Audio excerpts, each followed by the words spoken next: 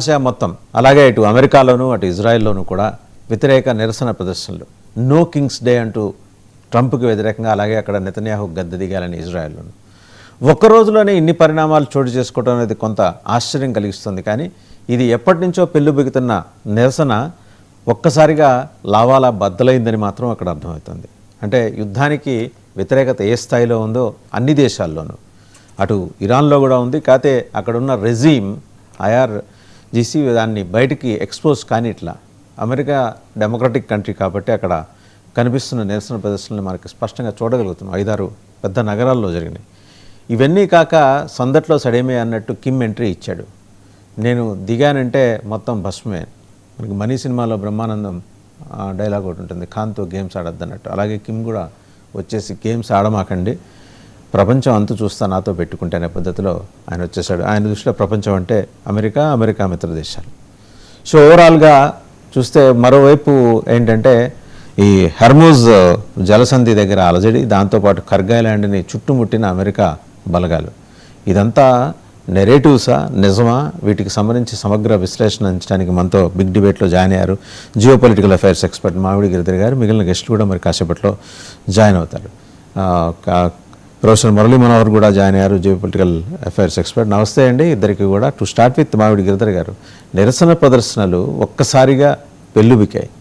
అంటే ఎప్పటి నుంచో కడుపులో దాక్కున్న ఈ ఆవేశం అంతా రోడ్ల మీదకి వచ్చేసింది. ఇది ట్రంప్ నిజంగా అలాగే అటు నెతన్యాహు ఇద్దరికీ కూడా విషమ పరీక్ష అన్నట్టు కనిపిస్తోంది. ఏమంటారు? పత్రిక మీకు, మురళీజీకి, మీ ప్రేక్షకులందరికీ నా నమస్కారాలండి. ఇది మనకు కొత్త విషయమే కాదు. గతంలో జరిగిన యుద్ధాలు అన్నింటిలో కూడాను మనం చూస్తే కనుక ఈ దేశాల్లో ఈ నిరసనలు అన్నవి తరచూ జరుగుతూనే ఉంటాయి. ఇవి అమెరికా సమాజం అన్నది వర్టికల్ గా 2 ముక్కలుగా చీలిపోయింది. డెమోక్రాట్స్, రిపబ్లికన్స్ పర్ఫెక్ట్ గా హాఫ్ చీలిపోయింది. మనం చూస్తే కనుక వాళ్ళ సెనెట్ లో కానీ కాంగ్రెస్ లో కానీ చూస్తే కనుక 1 సీట్ ఎక్కువ, 2 సీట్లు ఎక్కువ, అంత మించి పెద్ద మెజారిటీ ఎవరికి రావట్లేదు ఈ మధ్యకాలం. సమాజం అలా చీలిపోయి ఉన్నప్పుడు తప్పకుండా సమాజంలో ప్రతి అంశంలో కూడా ఇటువంటి చీలిక మనకు కనిపిస్తుంది. కాబట్టి దీంట్లో పెద్ద ఆశ్చర్యపడవలసింది ఏమీ లేదు. పైపెచ్చు డొనాల్డ్ ట్రంప్ చేస్తున్నటువంటి ఈ చర్యలన్నీ కూడా ఏకపక్షంగా తనే ఒక చక్రవర్తి సామ్రాట్గా ప్రవర్తించడం, ఆ ప్రజల్ని భయాందోళనకు గురి చేయడం, ఇటువంటి కొన్ని పిచ్చి స్టేట్మెంట్స్ ఇవ్వడం, ఈ రోజు ఇచ్చిన స్టేట్మెంట్ రేపు మార్చడం, ఇవన్నీ చూసేసరికి వాళ్ళు ఎస్పెషలీ డెమోక్రాట్ సపోర్టర్స్ ఎవరైతే ఉన్నారో వాళ్ళు ఎక్కువ మంది గాల్వనైజ్ అవుతున్నారు. వాళ్ళందరూ కూడాను వీధుల్లోకి వచ్చి కింగ్ అవుట్ అన్నది క్యాంపెయిన్ చేసుకుంటూ వాళ్ళు ఇతని వ్యతిరేకంగా చాలా ప్రదర్శనలు చేస్తున్నారు. గతంలో కూడా జరిగినాయి ఇవి, ఈరోజు కొత్త విషయం ఏం కాదు. గతంలో కూడా జరిగాయి. ఇది 3వ మేజర్ ర్యాలీ, కింగ్ అవుట్ అన్నటువంటి ర్యాలీకి సంబంధించి. అలాగే గత ప్రభుత్వాలు కూడా, మనకు జార్జ్ బుష్ మనకు ఇరాక్ లో యుద్ధం చేసినప్పుడు కూడా అతని వ్యతిరేకంగా ఇటువంటి ర్యాలీలు జరిగినాయి. ఎటువంటి యుద్ధాలు చేసినా కానీ కూడా ఈ ర్యాలీలు అన్నవి చాలా కామన్ గానే ఈ డెమోక్రాట్ దేశంలో మనం చూస్తుంటాం. కాబట్టి ఆ దృష్టిలో మనం చూడాలి. కాకపోతే ఈ రోజు అక్కడ ఇబ్బందులు మొదలైనాయి. అక్కడ వాళ్ళకు చమురు ధరలు పెరుగుతున్నాయి. ఆల్మోస్ట్ $1 per gallon పెరిగిపోయింది. అలాగే వాళ్ళకు ఇన్ఫ్లేషన్ పెరుగుతున్నది. ఇవన్నీ కూడా ఈ యొక్క సమస్యల దృష్ట్యా ప్రజల్లో నిరసన అన్నది మనం అది కూడా చూస్తున్నాం. కాబట్టి ఇది మల్టిపుల్ ఎఫెక్ట్, కౌంటర్ ఎఫెక్ట్ గా చూడాలి. ఇజ్రాయెల్ వచ్చి చూసేసరికి ఇజ్రాయెల్తో బెంజమిన్ నెతన్యాహు వ్యతిరేకత అనేది చాలా తీవ్రంగా ఉంది. అది 50% కంటే ఎక్కువ, చాలా పర్సంటేజ్ అక్కడ మనకు వ్యతిరేకత. బెంజమిన్ నెతన్యాహు ఒక కోalition గవర్నమెంట్ రన్ చేస్తున్నాడు. ఆయనకు 50% మెజారిటీ లేదని, ఆయనకు ఉన్నటువంటి ఆయన పార్టీ లిక్విడ్ పార్టీకి ఉన్నటువంటి నంబర్ ఆఫ్ సీట్స్ చాలా తక్కువ. 1 సీట్ అటు 1 సీట్ ఇటు తోట అక్కడ సెట్ లో మన ప్రైమ్ మినిస్టర్ అనేది ఎన్నుకోబడతారు. సో ఇప్పుడు ఈయన దగ్గర లెఫ్టిస్ట్ ఉన్నారు, అల్ట్రా రైటిస్ట్ ఉన్నారు. ఈ పార్టీల కోalition తో ఆయన గెలుస్తున్నారు. ప్లస్ ఆయన మీద ఒక కరప్షన్ ఆరోపణ కేసు చాలా నడుస్తున్నాయి ఆయన మీద. కాబట్టి ఈయనకు వ్యతిరేకంగా ర్యాలీలు చాలా జరిగింది. రీసెంట్ గా ఒక 2 సంవత్సరాల క్రితం ఆయన ఒక చట్ట సవరణ తీసుకొచ్చే ప్రయత్నం చేశాడు.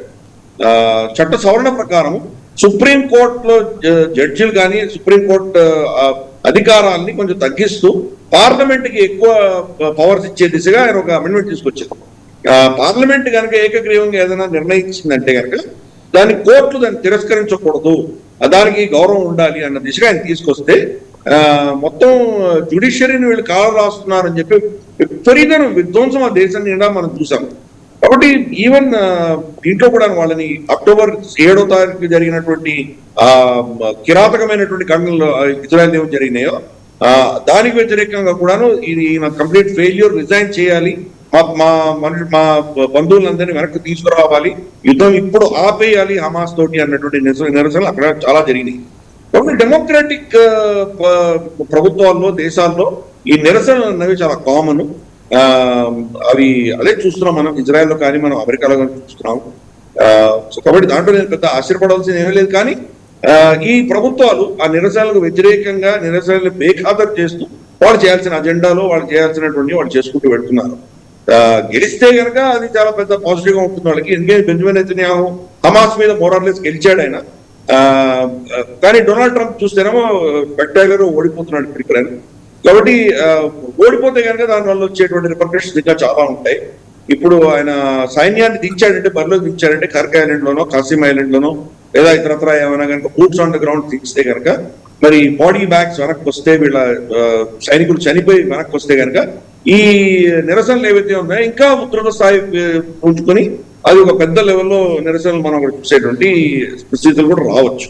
అలాగే వాళ్ళ పెట్రోల్ ధరలు ఇంకా $1 $2 పెరిగి సపోజ్ $150-200 పర్ బ్యారెల్ దాకా వెళ్ళిపోయే పరిస్థితి వస్తే కనుక తప్పకుండా నిరసనలు అనేవి ఇంకా విపరీతంగా పెద్ద ఎత్తున అని వచ్చేటువంటి అవకాశాలు ఉన్నాయి.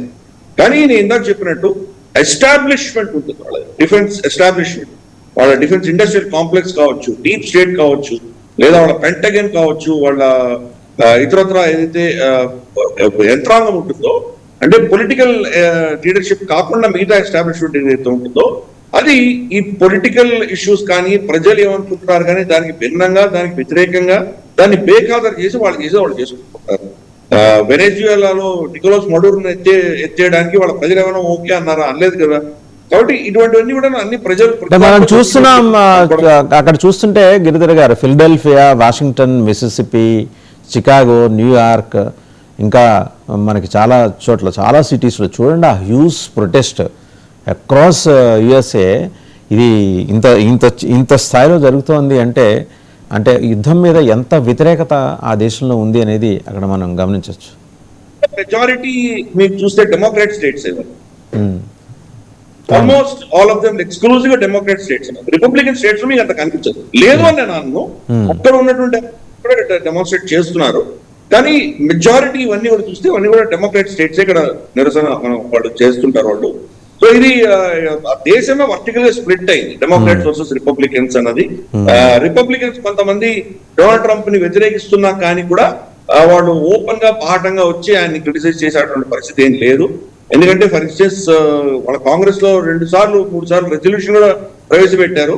ప్రెసిడెంట్ అధికారాలు దాని లిమిటేషన్స్ ఉన్నాయి, యుద్ధాలు ప్రకటించేది హక్కు ఓన్లీ కాంగ్రెస్ కు ఉన్నది అని చెప్పేసి రెజల్యూషన్ తీసుకొస్తే దాన్ని డొనాల్డ్ ట్రంప్ పక్షాన ఓటింగ్ జరిగి ఆ రెజల్యూషన్స్ అన్నిటి కూడా రిజెక్ట్ చేసింది.